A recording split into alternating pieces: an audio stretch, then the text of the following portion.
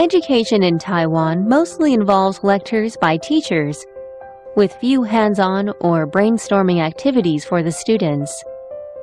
To make up for deficiencies in school and traditional education, the Taiwan Forestry Research Institute has transformed ecological surveys and scientific research into entertaining yet educational activities and games by designing the Natural Inquiry Program following the constructivist and inquiry education strategies. Natural inquiry education is done through group activities. The lecturer provides a question, students come up with hypotheses, engage themselves in hands-on operations, and validate or overthrow the hypotheses with the results. Students brainstorm and work hands-on to complete the given assignment through teamwork and share the results by presenting reports in the end. This helps them explore the wonder of the natural world. Natural inquiry education does not focus on identifying species or rote learning.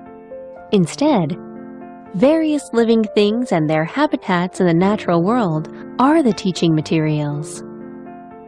Students are given the incentive to observe, describe, and identify species, and see the relationship between species and their habitats through comparisons of individual quantities. Natural inquiry education is carried out in the following ways. The first one is the exploration of grassland plants to understand the species and quantities of grassland plants. First, students are guided to observe the morphology of plants. Do they have parallel veins or reticulate veins? When students come across something that they do not know, they sketch the morphology. If they do not know the name, they give it a name by its characteristics. After that, students calculate the quantities of plants singularly, as a plant or stem, or plurally, such as bundle, bush, cluster, string, strand, series, or array. Sometimes the more complex unit area occupancy is calculated. It is called the coverage or coverage rate. During activities, the students in groups compare differences in the species and quantities of plants under different environments, such as the differences between grasses that grow by the roadside and those that do not, or between shaded and not shaded grasslands. The second way is the exploration of grassland invertebrates. Students utilize insect research tools and materials such as aerial nets, magnifying glasses, large sealable bags, record boards, paper, pens, etc. Students pair up and have 1 minute to try to capture invertebrates, and then the next pair repeats the same process.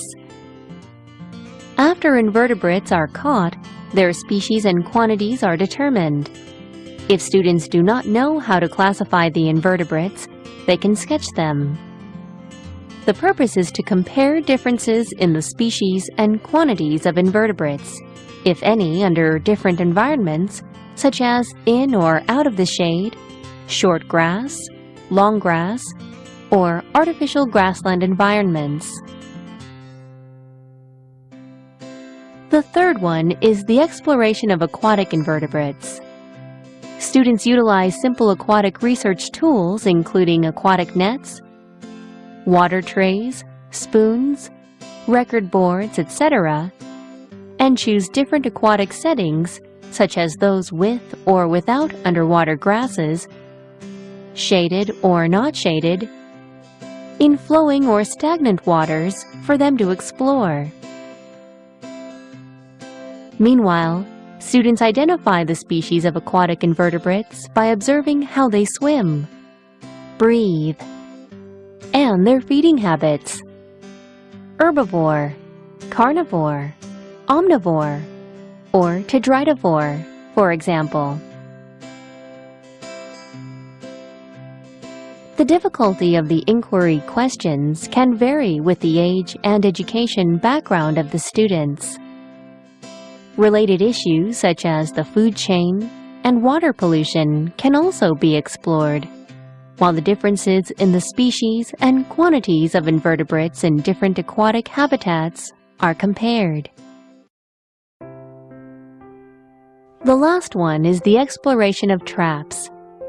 Students make traps for catching small animals with simple materials, such as PET bottles, cups, or bamboo culms, and describe and calculate the species and quantities of captured invertebrates. If they do not know how to classify the invertebrates, they can also sketch the invertebrates. The exploration of traps allows students to explore and compare the differences in the feeding habits, activities, and behavior of animals captured from different habitats: roadside, bushes, short grasses, long grasses, or artificial grassland. Using different lures, carnivorous or herbivorous, and at different times, day or night. Students need to be reminded that they may not harm animals they catch while engaging themselves in all activities, and must be grateful to the animals and release them back to where they were found after the activities are completed. The Natural Inquiry Program of the Taiwan Forestry Research Institute combines intellectual scientific survey, sensible static observation, and nocturnal experience, as well as interesting ecological activities in one. It helps boost students' knowledge of the natural environment and also enhances interest in exploring the wonders of nature.